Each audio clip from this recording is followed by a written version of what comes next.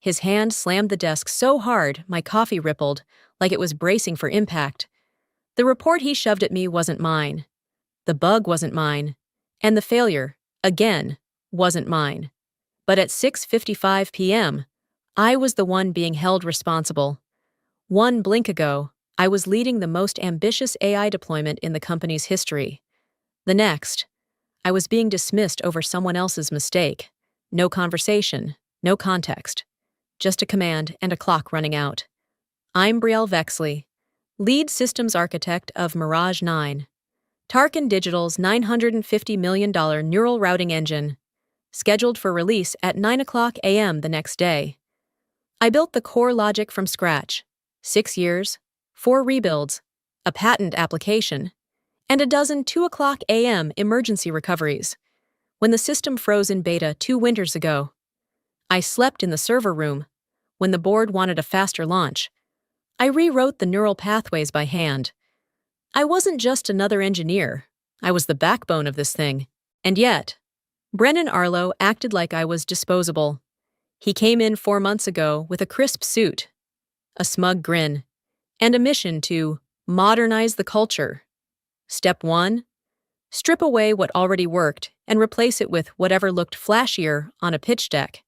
He didn't understand the code, the architecture, or the people, but he knew how to make noise in meetings and look important in emails. He called me legacy logic once, in front of the entire team. Still, I stayed.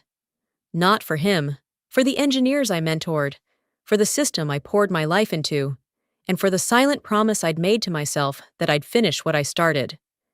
I swallowed the disrespect. Until tonight. The error he pushed across the desk wasn't mine, but he demanded I fix it before sunrise. When I calmly explained it fell under a different team's module, he didn't blink. Fix it tonight, or you're done here. I felt my heart knock once. Hard, then go cold. I stood, straightened my blazer, picked up my bag. Then I'm done here. And I left. No rage, no outburst. Just a faint smile, one he didn't understand. Because if Brennan Arlo truly knew what Mirage 9 required to launch, he would have never fired me at 6:55 p.m. As the elevator doors closed behind me, the silence pressed in. No one chased after me. No one called my name. The last sound from that boardroom was the faint rustle of Brennan's synthetic charisma deflating behind him. I stood still.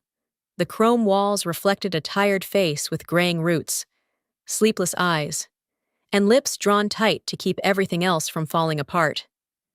They think I walked out because of pride. I thought, they don't know what I've already given up. The elevator dinged, and I stepped out, back into my own timeline, the one they never bothered to ask about.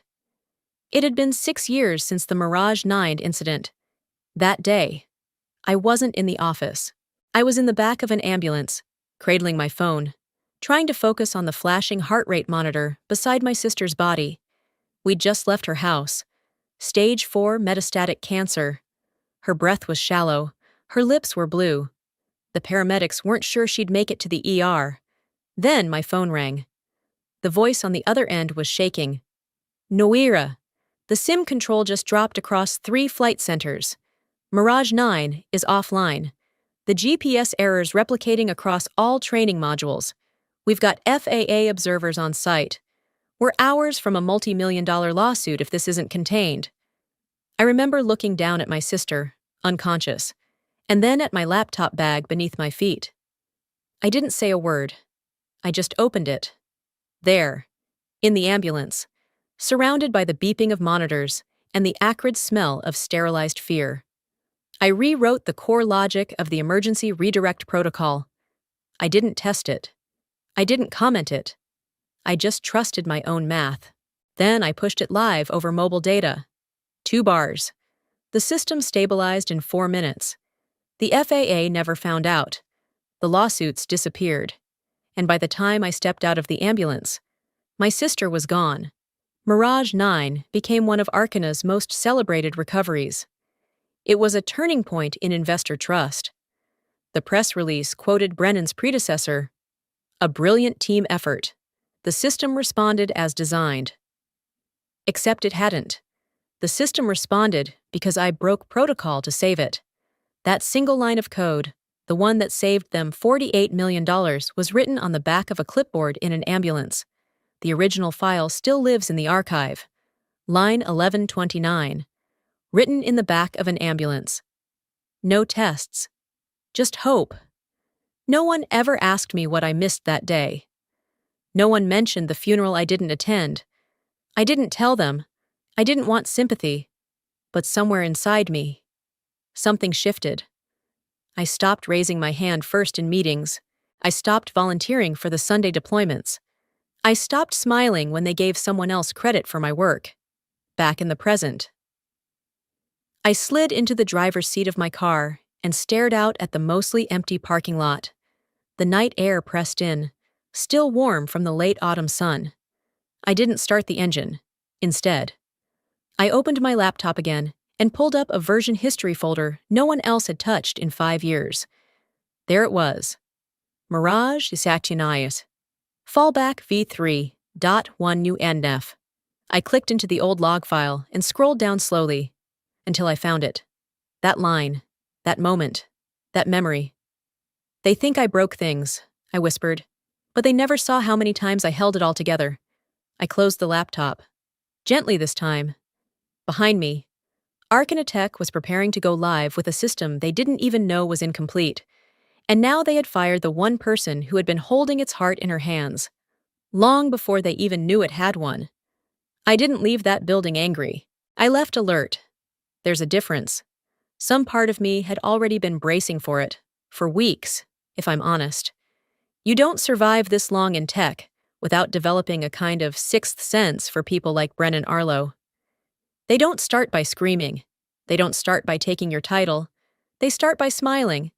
He arrived at Tarkin Digital like a well-cut suit no one ordered. 34, camera ready. Always in a blazer too slim for someone making heavyweight decisions. His first company-wide email didn't mention the engineers. It quoted Steve Jobs. His second introduced the phrase strategic refresh of legacy mindsets. That was the first red flag. I was the legacy. Brennan wasn't dumb. He just didn't care about the system. Not the code, not the culture, not the people who had given 6 years, 10 years, 17 years to it. He cared about headlines, velocity charts, investment buzz. And he had no use for people like me, quiet builders who got things done without a slideshow. At first, I gave him the benefit of the doubt. Everyone deserves one. But then came the decisions. He eliminated the overtime meal stipends, canceled Friday wrap-up meetings I'd led for years, rescheduled roadmap briefings to 8:00 p.m., then scolded people for joining late. He didn't say, stay late. He made it the new normal. Still, I held my ground. I did my job. I led the Mirage 9 core with the same precision and quiet care I always had. Until he called it a beautiful relic. He said it in a meeting full of interns. I remember the way their heads tilted, uncertain if they should laugh. What hurt wasn't the words. It was the intent behind them. He was setting the stage, shrinking my role, publicly, making it easier to shove me out later without backlash. I'd seen it happen to others. Now it was my turn. What he didn't know was how much I already knew about him.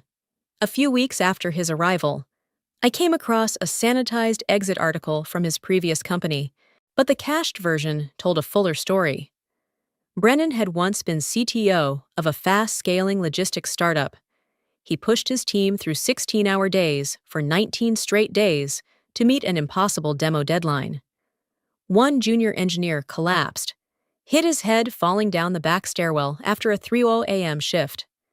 The company called it an isolated incident. Brennan called it a learning opportunity.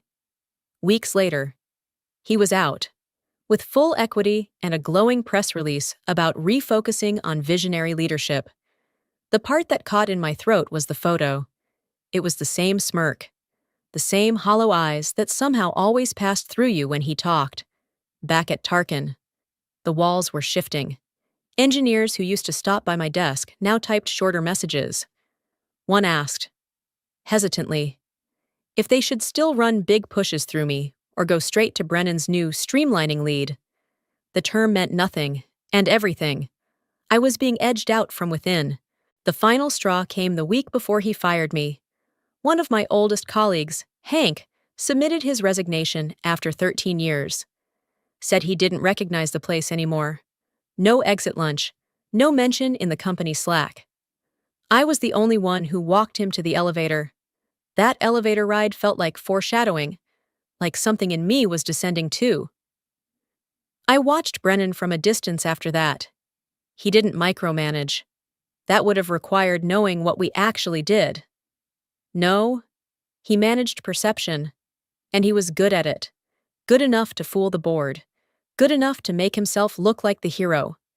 Even while the system cracked beneath him. But deep down, I knew something he didn't. Brennan Arlo might have clawed his way into the corner office, but he'd never earned a crown. And soon. He'd learn what happens when you push the architect out before the structure's finished. On Monday morning, the office greeted me like a stranger at a family reunion. No one was rude. No one said anything out of line. That's what made it worse. The change was in the silence. The long stretches of hallway without eye contact. The quick shuffles of chairs when I entered the break room. The way conversations dropped mid-sentence, like I'd triggered a mute button just by walking in. They weren't ignoring me. They were avoiding the risk of being seen beside me. The shift had been gradual. A few clipped replies in Slack. Forgot to CC you, here and there. Then came the meetings I used to lead that were suddenly rescheduled without me. It wasn't outright exile.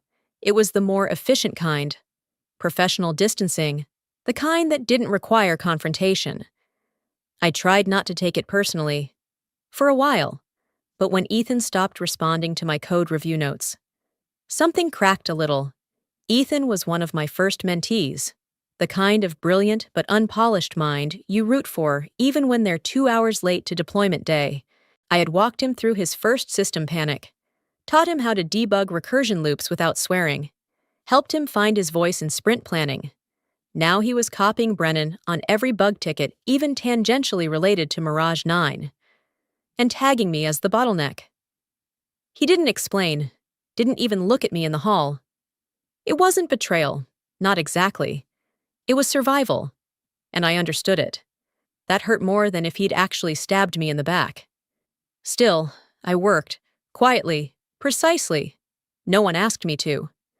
But I combed through the new UI integration and fixed 3 memory leaks the new efficiency team missed. I rewrote a malformed handler that could have corrupted real-time inputs. I didn't leave comments. I didn't sign my name.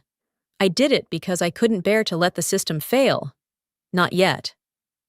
One evening, as I sat at my desk 2 hours after the lights dimmed, I opened the Mirage 9 deployment branch.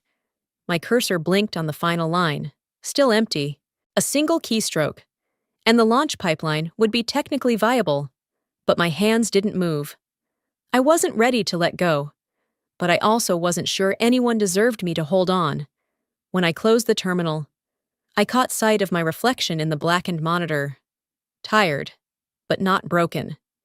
I stood to leave and nearly collided with a junior engineer. Joel, I think. He looked startled, then awkwardly stooped to pick up a paper from the floor. As he straightened, he glanced around once, then leaned a little closer. "We know you're right," he whispered, "but no one dares to say it anymore." And just like that, I was frozen. I didn't reply. I couldn't. He walked off without looking back, and I stood there, feeling a strange pressure behind my ribs, like grief and pride had collided, but couldn't decide which would surface first. They weren't loyal to Brennan. They were afraid. And fear had rewritten the social code faster than any update I'd ever pushed. That night, I sat alone in the stairwell for 20 minutes before going home. Not because I needed air, but because I needed space from the weight of watching a team I helped build erase its own backbone in silence. I never blamed them. I never would. But I had stopped expecting them to stand beside me. And that meant something in me. Something steady and quiet, and once unshakable, had started to pull back too. There's something eerie about watching a system blink, waiting for a command only you can give. That's what Mirage 9 had become. A perfectly tuned, half-breathing machine suspended in pause. Its final gate open, but untriggered. And I was the only one who knew it. The line of code was never written. Not because I forgot, because I chose not to, after weeks of being sidelined, watching my former team bow to the pressure of silence. I had stopped clinging to some fantasy of loyalty. What remained wasn't vengeance, it was precision. A line I refused to let them cross unless they proved they understood its weight. So I started writing something else instead. The Gatekeeper protocol. Technically, it wasn't new. I'd first drafted it 3 years ago after a junior engineer accidentally deployed untested code directly into production during an overnight integration. The result? A multi-region outage and a month of apology calls. That was when I designed the idea, a final barrier built into the deployment pipeline that could only be unlocked by a digital key tied to the original architect's credentials. I brought it up again in March. During a compliance meeting, Brennan half attended via Zoom. He was eating a salad and scrolling on his phone while I presented a slide titled Final Authorization Layer, Optional Security Redundancy. He didn't ask questions. He didn't object.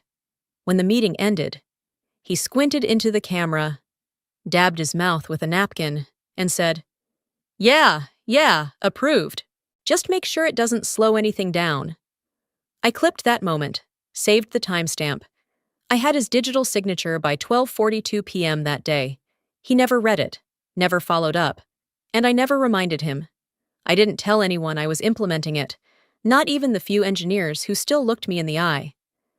I embedded the protocol into the deployment branch slowly, piece by piece, under generic commit messages. I masked it with test coverage and routine updates. It looked like standard cleanup, until it wasn't.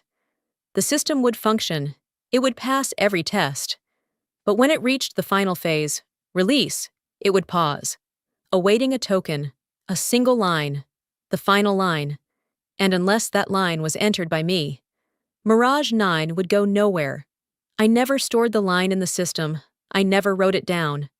The only copy lived in my head and in muscle memory. My fingers had typed it in full exactly once, on a personal, air-gapped machine. When it worked, the pipeline opened like clockwork. I wiped the draft, encrypted the keys, and renamed the folder grocerynotes.txt before burying it in an unindexed drive. Even I couldn't access it without following a multi-step authentication trail, just in case I ever stopped trusting myself. 2. This wasn't about sabotage. I wasn't blowing anything up. I was preserving what I built, protecting it from being used without comprehension. Or worse, without care. I remembered the way Brennan called Mirage a beautiful relic, the way he kept demanding speed, flash, release, never depth, never understanding. He wanted results he didn't respect. He thought code could be rushed like a press release. That trust could be replaced with control. But this system knew me. It didn't respond to titles or quarterly pressure. It responded to the logic that created it, and that logic still answered only to me. The irony was, Brennan had authorized it himself, signed it into existence between bites of kale and cherry tomato. The man who wanted to erase me had blindly handed me the last door he could never open. I suppose that's the thing about people who underestimate you. They don't see your hands shaping the exit until they're already on the outside.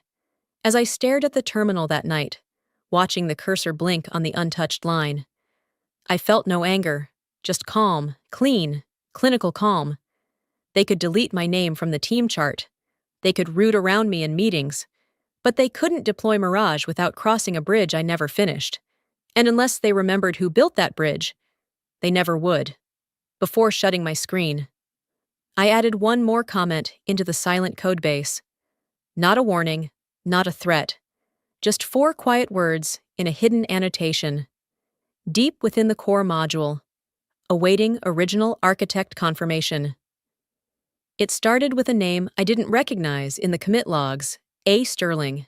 No introduction, no email, no handoff, just a string of pushed code, right into the Mirage 9 core branch. I stared at the screen for a full minute, rereading the logs. Whoever this person was, they'd bypassed the review process entirely. No validation tests, no approval tags, just edits. In the most sensitive section of the architecture, the same section I'd spent years stabilizing. When I checked the deployment channel, there it was, a sleek little internal memo titled Mirage Optimization Plan, version 2.0. At the top of the doc, lead engineer, Adam Sterling. I wasn't listed. By 3 p.m., a team-wide meeting was dropped on everyone's calendar. I wasn't invited, but I joined anyway. I walked in mid-sentence. Sterling was already presenting. You could tell he was polished, smiling, confident, fluent in buzzwords. "We're taking a leaner, more scalable approach," he explained, gesturing to a flowchart that looked like it was pulled from a marketing deck. Not a dev environment. I stood silently in the back as he described his plan to elevate Mirage beyond its legacy constraints. He never once mentioned who built those constraints, or why they existed. By 5:30 p.m., the first build failed. Not a soft crash, an unrecoverable freeze during input processing. Core modules looped into themselves, logs flooded with null pointers. Within minutes, half the team was scrambling to diagnose the problem, and the rest were blaming the system itself. Sterling shrugged. Could be a compatibility issue with the old logic. And Brennan, with no pause and no shame, turned to me. You'll need to fix this, tonight. No acknowledgement that I hadn't been included. No mention that I hadn't touched this new version. Just a flat directive. Like I was tech support for a mess I never made. At 6:51 p.m., an email arrived in my inbox. Need full diagnostics before 9 a.m. No need to log hours. No pay, no credit, no voice. I didn't reply. Instead, I opened Sterling's commit history, then his profile, then his past companies. What I found made my chest tighten, twice before. Sterling had been flagged for code plagiarism, once from a now-defunct gaming startup, settled quietly. Another from a wearable tech company that had to pull a $40 million launch due to embedded proprietary code. Both cases had been buried, scrubbed off major tech forms, but I found fragments, screenshots, archive.org, snapshots, and one headline buried deep in an old industry newsletter. CTO exit amid IP concerns. Adam Sterling resigns without statement. But that wasn't the part that made me sit back in my chair. The part that did? A tiny footnote in a 6-year-old investor brief. Private seed sponsor. B. Arlo Ventures. Brennan had backed Sterling's previous company. Quietly. If Sterling's reputation burned, Brennan's did too. That's why he brought him in. That's why he protected him. And that's why I was expendable. I didn't scream. Didn't confront. You stopped fixing. I copied everything, logged the error trails, isolated the breaking points. But I didn't patch them. Not this time. Because for the first time in my career, I realized something chilling. The system wasn't broken. The people in charge of it were. That night, I opened my gatekeeper protocol draft. My hand hovered over the keyboard, the cursor blinking where the final line should be. I didn't write it, but I didn't look away from it. Either. The email came at 5:42 p.m., marked high priority. Subject line, escalation, client concern. I opened it with the kind of slow dread that's born not from surprise, but from certainty. I already knew what was inside. Log errors, client complaints, vague panic about the demo build, and at the bottom, a single sentence from Brennan, cold and clipped like always. Resolve by morning, No excuses. Lupin Brielle. No greeting, no context, no accountability. By 6:20 p.m., I was called upstairs. I didn't knock. Brennan's door was already open, like a trap waiting to spring. He didn't look up from his laptop as I stepped in. "Close the door," he said. I didn't. "You've seen the logs. You know the client's pissed. Sterling's code should have been reviewed, and you let it through." I didn't reply. Because I hadn't let it through. I hadn't been invited to review it. But that didn't matter now, did it? You're still the listed architect, which means you're accountable. So here's the deal. Fix it tonight, or you're done here. He said it like he was offering me a drink, not an ultimatum. I waited for something else. Clarification. A nod to the truth. Maybe even a flicker of remorse. But there was nothing. Only the blank confidence of someone who had decided the easiest way to win was to rewrite the record. The silence stretched between us, dense and hot. And then, inside me, something shifted, not broke, shifted. I'd spent 6 years pouring everything into a system this company didn't deserve. I stayed up through server failures, smoothed out bugs between airport gates, canceled holidays to make sure our roadmap didn't slip. And for what? So I could be the fallback girl? The last one holding the bag when the Golden Boys failed? No. I stood, smoothed my blazer. Then I'm done here. Just like that.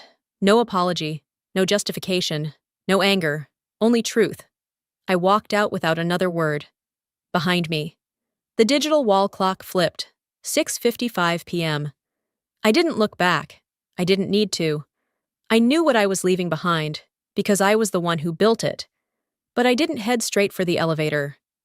I made a quiet left down the hall, toward the old break room on the 3rd floor. It smelled faintly of burned coffee and cardboard now, abandoned since Brennan cut the late-night food program. Still, the room had one last use for me. I knelt beside the dusty cabinet in the corner and reached behind the stack of unopened cups.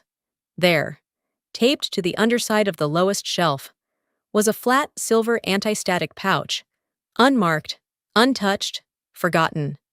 But not by me. Inside, my personal drive. Not a clone of Mirage 9, not stolen IP, the original architecture. Clean logic, pre-Sterling, pre-bureaucracy, pre-compromise. The structure I'd mapped when Mirage was still just a concept, the one that actually worked. I slipped it into my bag like a bookmark. Nothing dramatic, no alarms, no breach. Just reclamation, downstairs. The lobby hummed with quiet conversation. No one looked up as I passed. The security guard offered a distracted nod. It was like I was already invisible, but they'd notice soon, because the final line still hadn't been written. And no one else knew how. Outside in the parking garage, I unlocked my car and slid into the driver's seat. The air inside was still warm from the afternoon sun. I powered on my laptop and waited for the terminal to load. There it was. The line of code I'd stared at 100 times. Still blank, still waiting. Line. Ready to confirm launch authority. I let my fingers rest on the keyboard. The same hands that had steadied this system through every failed beta. Every late-night pivot. Every misguided innovation. I thought of the engineers I'd trained, the clients I'd protected, the silence I'd swallowed. And then I thought of Brennan, of how he spoke over me, of how he erased me, of how he signed a protocol he never read. I didn't type the line, but I didn't close the file either, because I knew something they didn't. The system wasn't ready, and I was no longer theirs to fix it. I didn't drive home. I turned left out of the garage instead of right, letting the roads decide where I ended up. It was past 7:00 p.m., but the city still hummed with after-hours motion, cars blinking through intersections, office towers cooling under amber streetlight. I passed a gas station I didn't need and a diner I used to stop at when Mirage was just a prototype held together by duct tape and hope. 5 blocks later, I pulled into a mostly empty parking lot, an old public space across from a storage unit building. Silent, private, no eyes, no witnesses. I killed the engine, but left the lights on. The silence in the car settled around me like a second skin. In the passenger seat sat my laptop, still warm from earlier. I opened it without thinking, without hesitation. My hands moved on their own. The terminal glowed. The build path loaded. The last line still waited. A blinking cursor. A heartbeat of possibility and absence. I rested my fingers on the keys. The code was stable, flawless. Really, it had been tested 1,000 ways. All it needed was one more line. A confirmation of launch authority. One sentence. One breath. I didn't type it. Not yet. My mind drifted back to a night a month ago, when I had typed that line for the first and only time. It was late. Brennan had just finished a department-wide meeting with his usual flair, tossing out phrases like efficiency over ego and replaceable roles in scalable structures. I remembered the exact sentence that flipped something in me. Engineers are interchangeable. Systems are what we invest in. I had gone home, poured a glass of wine I never drank, and opened the file, not out of spite, out of sorrow. The line had felt sacred at first, something final, like carving your name into the hull of a ship before it sails. But once I saw it on screen, something in me recoiled. It didn't feel right to finish something for someone who never valued how it began. So I deleted it, not out of rage, but out of principle, tonight. My reasons were different. Now I wasn't protecting my pride. I was protecting my creation.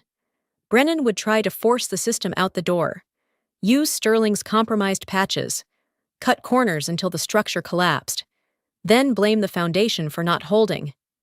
I had seen it play out before, with other systems, other engineers. But Mirage 9 was mine. It was never about revenge. It was about control. And tonight, control meant refusing to give in, not with a bang, but with nothing. No line, no push, no permission. Still, my fingers hovered, my heart, not racing, steady. There was guilt, yes, somewhere beneath the layers of clarity. I thought of Maya, the junior engineer who stayed late for every test, of Joel, who whispered, "We know you're right," when no one else dared to speak. They didn't deserve this silence, but neither did Mirage deserve to be deployed by hands that only knew how to extract from it. The system wasn't failing. The leadership was, and I wasn't going to let them succeed by cannibalizing what I'd built from integrity. I reached down and opened the encryption log, wrote a single internal note. Final line withheld by original architect. System remains incomplete by design. I closed the terminal. Didn't shut the laptop, just let the screen dim into black. Outside, a text buzzed across my phone screen. Production build failed. Can you confirm access? From an unknown number, but I already knew whose panic it carried. I didn't respond. I didn't even smile. I just sat in that parked car. Engine silent, code untouched, cursor still waiting. It wasn't sabotage. It wasn't vengeance. It was subtraction, one missing line. And nothing moves. The dashboard lit up in soft blue, waiting for my command. I sat still in the driver's seat, engine off, fingers hovering just above the keys of my laptop. The air around me was heavy with silence. No music, no movement, just the low hum of my machine and the slow rhythm of my breath. The message had come through minutes ago. Production build failed. Can you confirm access?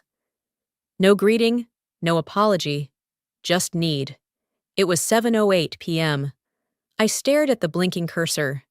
In the world of systems architecture, there are two kinds of power, the power to create and the power to halt. I had spent 6 years perfecting Mirage 9, line by line, function by function. But the most important line, the one they didn't know existed, was the one I wrote to stop it. I opened the failsafe file, hidden in plain sight, named something forgettable. Inside it, one line sat dormant. A gatekeeper, a conditional lock. I entered my credentials, 2 layers of verification, then typed the final command. Not a deployment line. A lock. 7:09 p.m. I pressed enter. Across the city, in Tarkin's main operations room. The war room buzzed. Engineers leaned over keyboards. Sterling barked orders. Brennan paced behind him, jaw tight. His eyes fixed on the countdown clock above the deployment screen. The system had passed all tests. Logs were green. The client was on standby for confirmation. 3, 2, 1, and then gray. The dashboard flickered, then turned slate gray. Status: frozen. Build: unresponsive. Keyboard inputs failed. Push attempts were rejected. Someone tried to rerun the pipeline. And then it appeared. Error 74. Awaiting authorization token. Origin architect only. Sterling paled. I don't know what this is, he stammered. I've never seen that string. A younger engineer pulled up the logs. This isn't part of our new framework. It's baked into the original architecture. Root level. Brennan stepped forward, eyes narrowed. Override it. We can't. There's no override. It's locked from origin. A pause. Then his voice, sharper now. Get her on the phone. But no one had my number. Slack? Disabled. Email? Deactivated. Internal tools? Revoked. She was gone, and they'd made sure of that. Back in my car. I watched the terminal reflect the result. Lock confirmed. All deployments disabled. I didn't smile. I didn't gloat. There was no need. Because this wasn't revenge. It was design. A system built by someone who understood that not all threats come from outside. That sometimes, what needs protecting isn't just the data, but the integrity beneath it. I thought of all the nights I'd stayed late without being asked. Of all the people who had stood beside me when this system was still just an idea on a whiteboard. Most of them were gone now, replaced, restructured, silenced. But I was still here. And so was the architecture they couldn't rewrite. The power wasn't in destruction, it was in refusal. A quiet, calculated no. They wanted a launch. I gave them a pause. They wanted obedience. I gave them absence. I closed the terminal. The screen dimmed to black. My reflection stared back from the glossy surface, faint and calm. I didn't feel victorious, just steady. My phone buzzed again. Unknown number. I let it ring. And as the sound faded into the night, I opened my leather notebook and wrote one line beneath the others. 7:09 p.m. They lost access. I reclaimed authorship. The lights on the launch floor flickered twice, then dimmed to a steady. It was 7:30 when the silence hit harder than any explosion could have. At first, the team thought it was a minor network delay. But when every screen froze, every progress bar stopped halfway, and the countdown timer disappeared entirely from the central dashboard. A collective stillness swept the room. Brennan didn't blink at first. He stood at the center of the glass-encased control room, arms folded, pretending this was still within the boundaries of normal. But one glance at the lead systems engineer, whose face had drained white, told him otherwise. What's going on? Brennan asked. Voice clipped. No one answered. A soft chime rang out from the console in the back. A red error banner slid across the main dashboard. Awaiting authorization token. Origin architect only. Who the hell is the origin architect? Brennan barked. Silence again. Then someone, far too new to know better, answered in a hush. Brielle Vexley. Brennan's face twisted, like hearing a ghost had coded the locks around his empire. Back in her car, parked 2 miles away with rain gently coating the windshield. I watched the live stream updates freeze on my phone, one by one. I didn't smirk. I didn't celebrate. I just exhaled slowly. The way you do after surviving something no one else saw was killing you. The version they'd been preparing for deployment was technically sound, but structurally hollow. They thought they had the skeleton. What they didn't know was that the heart was missing.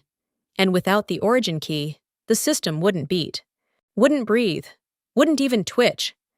I had built the kill safe for ethical reasons, But tonight, it had a poetic function. Back inside Orion's control suite, Brennan spun on his heel and pointed. You. Roll back the build. Revert to the previous version. Sir, the rollback command requires dual authentication from the creator. We don't have her credential. Then bypass it. It's not possible, said Kira, a senior engineer who once trained under me. Her voice was flat but steady. The protocol's embedded at architecture level, root-locked. You're telling me she locked down a $950 million system? Alone? Kira nodded. And you signed off on the testing approval in March. We warned you not to skip validations. The silence that followed wasn't the reverent kind. It was the kind that slowly bruises a leader's credibility in front of their team. By 8:15 p.m., news of the delay started trickling outside the company walls. A reporter from Market Edge pinged Brennan's assistant asking for comment about the unexpected hold on Orion's long-awaited launch. Meanwhile, investors were already tightening their fists. A major hedge fund sent a chilling message to the boardroom Slack. Funds suspended until launch is secured. We do not invest in unsecured systems. Brennan, who once bragged about charm being better than code, found neither could save him now. He stormed into the side conference room and slammed the glass door shut. Through the transparent panel, the engineers could still see him pacing like a caged executive. I want every line of her code dissected by morning, he shouted at someone on speakerphone. I don't care what it costs. But it wouldn't matter, because the protection protocol wasn't a bug. It was a design feature. I never hid it. I documented it thoroughly in internal updates. But Brennan never read them. He was always too busy chasing spotlight interviews and strategic handshakes. At 9:27 p.m., a young assistant named Malik walked up to the board liaison with a tablet in hand. His tone was cautious, but his words clear. I've reviewed the protocol logs. There is no way to override the current state without the origin architect's token. Meaning, Brielle is the only one who can authorize release. The liaison blinked slowly, her jaw tightening. Then that system is effectively frozen. Yes, ma'am. Then why didn't we have a backup? Malik hesitated. We did, but Brennan ordered it decommissioned, said it slowed momentum. In my parked car, I watched the board meeting notification light up my inbox, unread. I had no need to attend. Not tonight. This wasn't vengeance, not entirely. This was design, ethical design. They thought they could rip out the soul of the system and still sell its body. They were wrong. They didn't fire Brennan in a meeting. There was no press release, no grand announcement, just a silent redirection of authority. His access revoked by 7:45 a.m. His name quietly removed from the Myridge Core documentation by 8:13. By mid-morning, his office door stood ajar, monitor dark, and a sticky note left behind on the window. Closed for alignment review. I watched it unfold from afar. My phone buzzed 3 times in the space of an hour. Not from Brennan, not from HR.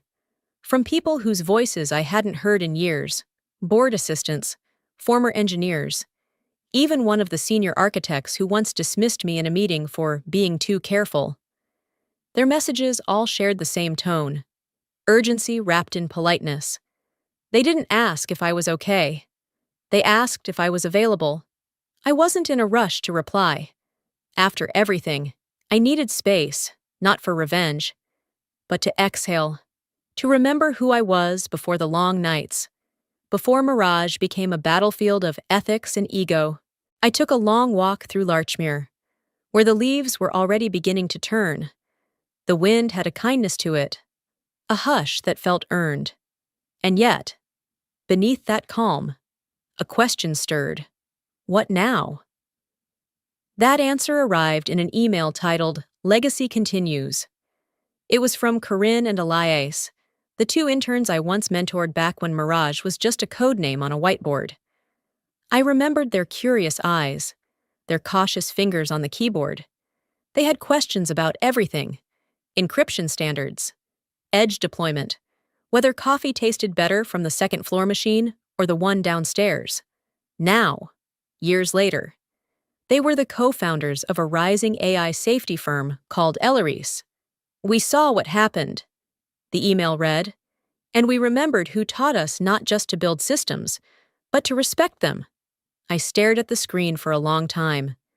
They weren't offering pity, they were offering purpose. Their proposition was clear: join Alaris as head of engineering. Rebuild Mirage. Not the version tainted by PR and performance bonuses, but the system I once dreamed of. A system rooted in ethical boundaries, user dignity, and protective architecture that didn't rely on one person holding a kill switch. They didn't want vengeance. They wanted resilience. I flew out the next morning, quietly. No press. No LinkedIn update. Just me and the future I once thought I'd lost. Alaris's headquarters wasn't in a glass skyscraper. It was in a brick building near Lake Union. Sunlight filtered through large windows.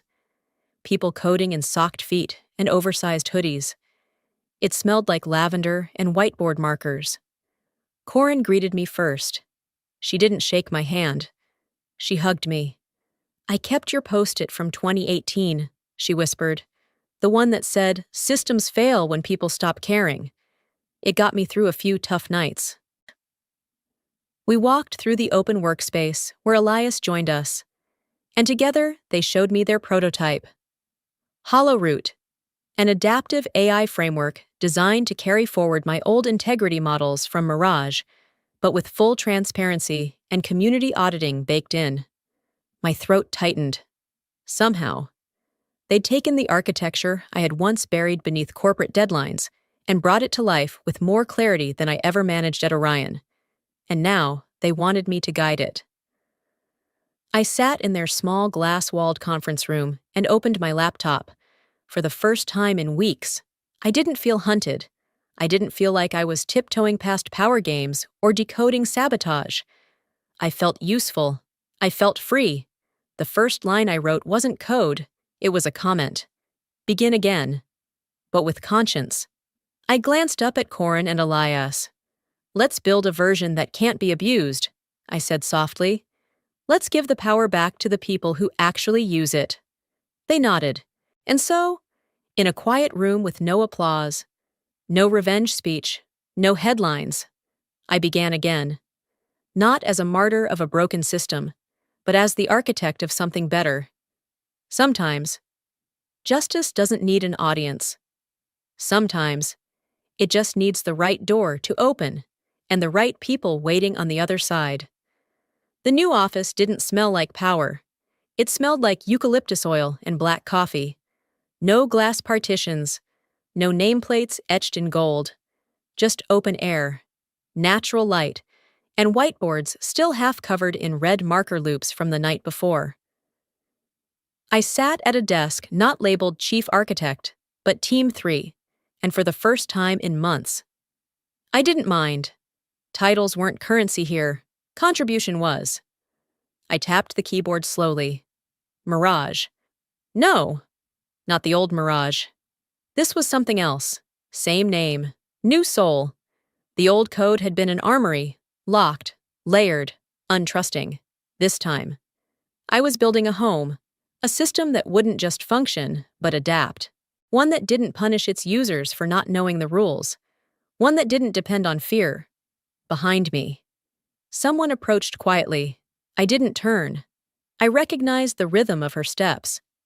Corinne, the junior dev who used to triple-check every line of mine before daring to push her own.